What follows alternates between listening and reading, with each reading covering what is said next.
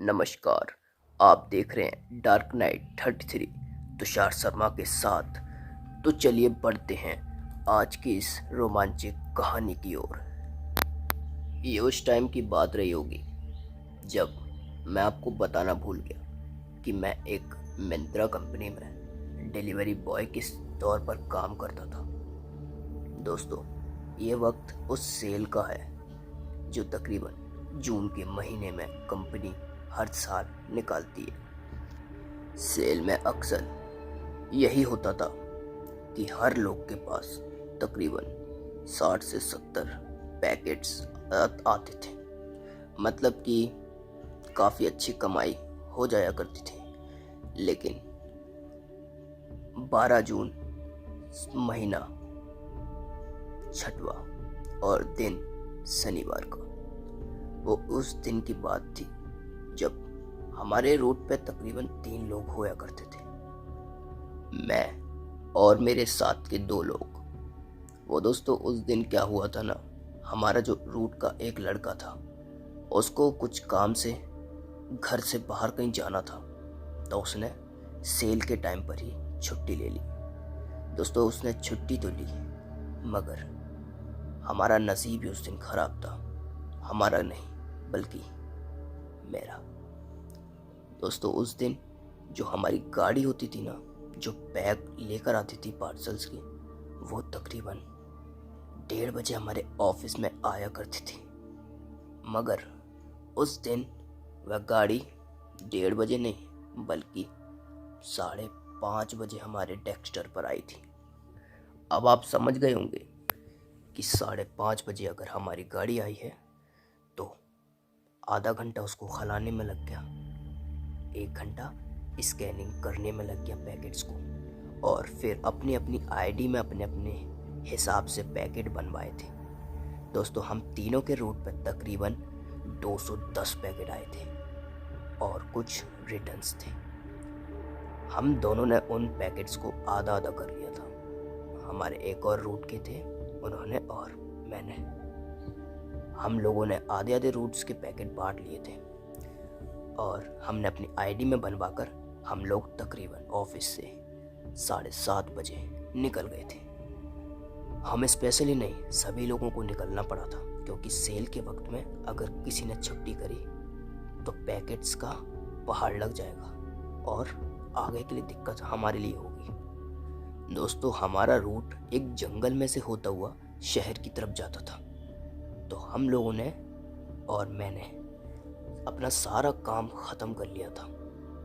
तकरीबन 10:30 बजे मैं अपने शहर वाले रूट से होता हुआ जंगल से क्रॉस करते हुए डेक्स्टर पर ही जा रहा था। लेकिन रास्ते में एक सफ़ेद लिबास पहनी हुई औरत मुझे हाथ देने लगी। जब मैंने साइड से होते हुए गाड़ी को रोका तो उसने बोला, भैया, आपके पास मेरा एक ऑर्डर है, आप मुझे वो दोगे नहीं? इतना सुनते ही मैंने भी बोला, मैं सारे ऑर्डर्स तो देकर आया हूँ, लेकिन इनका ऑर्डर मैंने, हो सकता है कुछ पेंडिंग में इनका ऑर्डर हो। जब मैंने उनसे पूछा, अरे मैडम, आपका किस नाम से ऑर्डर है, तब उस औरत ने बोला, जिस भी नाम से होगा वो तुम्हें मालूम होगा ना, तुम मेरा ऑर्डर निकाल के दे दो। मैंने उससे कहा, नहीं मैम, कुछ नाम भी तो होगा ना जो आपका ऑर्डर होगा। मेरे पास तो काफ़ी सारे ऑर्डर्स हैं, मैं उनमें से आपको कौन सा दूंगा। मैं बैग में टटोलते हुए बाहर अपनी मुंडी कर ही रहा था कि वो अचानक से औरत गायब हो गई। इतना सब देखते ही मैं बिल्कुल समझ गया था कि ये कोई आम औरत नहीं थी बल्कि कोई डायन थी। ये सब कुछ देखते ही मैंने फटाक से अपना बैग लगाया और वहाँ से भाग ही रहा था कि तभी वो अचानक से वो औरत मेरे सामने आ गई और बोली, यहाँ से बच के अगर ज़िंदा जाना है ना तो कोई सा भी ऑर्डर मुझे दे दे, वरना तुझे ही पार्सल बना दूंगी। इतना सुनते ही मैंने फटाक से एक सस्ता वाला पार्सल निकाल के उस औरत के हाथ में देते ही सीधा वहाँ से भाग गया। दोस्तों, मैं जब गहराई डेक्स्टर पे पहुँचा था तब वहाँ पर कोई भी नहीं था। हमारे शुक्ला जी, जो डेक्स्टर इंचार्ज थे, वो जमीन में लेटे हुए थे। मैंने फटाक से जाकर उनको जगाया, अरे शुक्ला जी, आप लेटे हुए हैं, हमारा ये क्यूसी कौन करेगा? इतना सुनते ही ठीक है, मैं तेरी क्यूसी कर देता हूँ। और बाकी लोग कहाँ हैं? मैंने बताया हमारे रूट के एक और अंकल हैं, वो आ रहे हैं पीछे से। शुक्ला जी से मैंने अपना सारा हिसाब किताब कर लिया था सामान का, और मुझे तकरीबन 12 साढ़े 12 का टाइम हो गया था।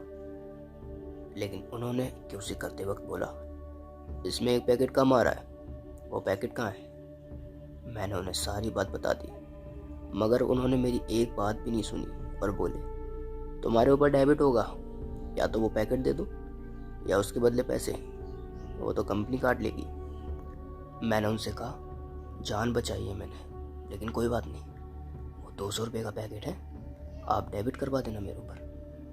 दोस्तों पूरा हिसाब किताब मैंने कर लिया था, और लास्ट में चलते चलते मैंने उनसे बोला था, शुक्ला जी अगर कोई दिक्कत ना हो तो मैं रात को यहीं रुक जाऊं। शुक्ला जी भी अकेले थे, क्योंकि सेल के टाइम पे वो अपने घर नहीं जाया करते थे। उन्होंने बोला, तो मैं इधर ही रुक जाऊँ रात को, वैसे भी रात काफ़ी हो गई है। मैं वहीं सो गया था दोस्तों। जब सुबह उठा तो मैं अपने घर पर वापस चला गया था। लेकिन दोस्तों उस रात हम लोगों ने लेट डिलीवरी करके एक भारी नुकसान मैंने खुद ने झेला। उस भूतनी से बचकर मैं वहाँ से भाग निकला। अगर ये कहानी आपको अच्छी लगी हो तो इसको लाइक करें, और चैनल पर नए हो तो सब्सक्राइब करें। मिलता हूँ किसी नेक्स्ट वीडियो में एक नए अंदाज के साथ। तब तक के लिए बाय एंड टेक केयर।